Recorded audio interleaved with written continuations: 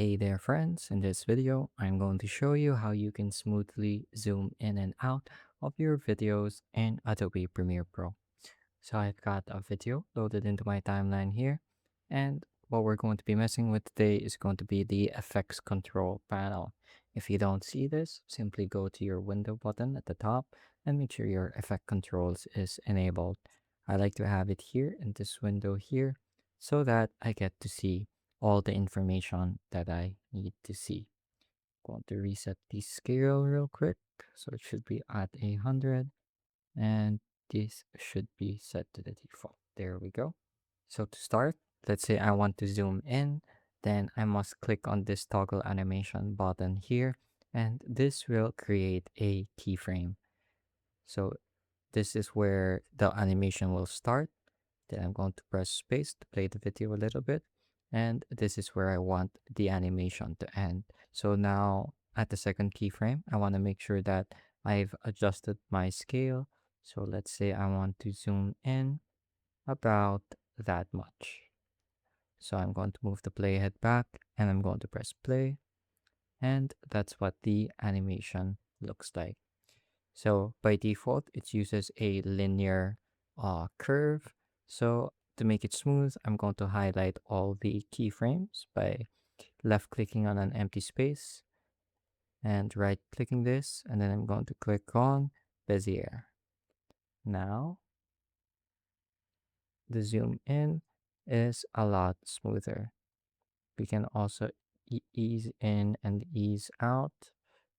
I'll try that. Let's set it linear. Let's ease this out and ease this in. So that's what it looks like. Another thing you can do is ease out and then ease in. It makes it a bit snappier. There we go. So I like the way that looks. And now let's do the same for the position. So I'm going to click on next keyframe to adjust that. And by this point, let's say I want to adjust the Y position. There we go. So I'm going to do the same thing here. Right click, ease this in, and then ease this one out.